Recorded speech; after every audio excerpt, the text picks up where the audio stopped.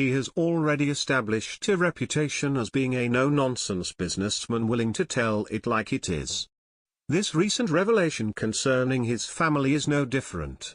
It was announced a short while after he accepted his new position that his wife of 3 years had filed for divorce through the court. Several anonymous sources told reporters at Page 6 that his wife Deirdre Ball had decided to file divorce not long after they had tied the knot. One source reportedly said this was the reason she was filing to end their marriage. She is tired of his naked ambition, which is so enormous that it left her at her wit's end. Another source indicated that the president had actually played a negative role in their relationship and his willingness to work for him had created a wedge in their relationship. The source reportedly said, Deirdre is not a fan of Trump, and she hasn't exactly been on board and supportive of Anthony and his push to get back into the White House. Scaramucci tweeted out a request for the media to leave his family alone following this divorce filing.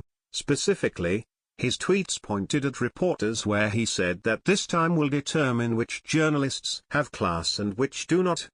His family includes his wife as well, 3 children from previous relationships. Those include 21-year-old Amelia, 18-year-old Anthony Jr., and 24-year-old Alexander. The Daily Mail reported the following about Scaramucci and his wife. The wife of Anthony Scaramucci has filed for divorce. This will be the second divorce for the father of 3, who has a daughter Amelia, 21, and 2 sons, 18-year-old Anthony Jr. and Alexander, 24, who goes by AJ. The Wall Street financier, 53, married Ball in 2014, but it is unclear when the two began dating. Ball, 38, left her job as a vice president in investor relations for Skybridge Capital after Scaramucci sold the firm. She has donated money to both Republican and Democratic politicians, including Representative Kathleen Rice's DNY campaign, and Wisconsin Governor Scott Walker's presidential bid, The Hill reported. She and Scaramucci live in the Long Island town of Manhasset, which is also home to Bill O'Reilly and Jose Reyes.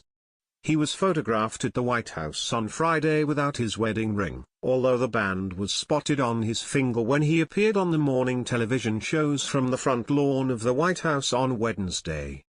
Scaramucci was previously married to Lisa Miranda, who is the mother of Amelia.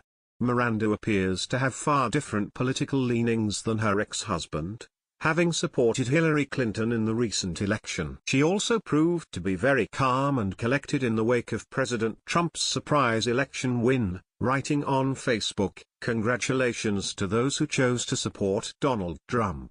I sincerely hope that he proves to be all you hoped for." She then said to her fellow Clinton supporters, "What seems like a setback is just a setup for a future of true equality," while inside reports seem to show that Scaramucci has always been a highly ambitious and tenacious individual, which would make it appear that perhaps his wife felt that she could change him but failed to do so, and when she couldn't she ended the relationship. However, people never change. To think so is naive. The Daily Mail also reported the following: Scaramucci got his start in the world of finance at Goldman Sachs, working at the firm for 17 years after graduating from law school in 1989. He then left in 1996 to start his own firm, Oscar Capital Management, which in 2001 sold to Neuberger Berman. It was in 2005 that he created Sky Capital, which became his biggest success and pushed his fortune over the $1 billion mark.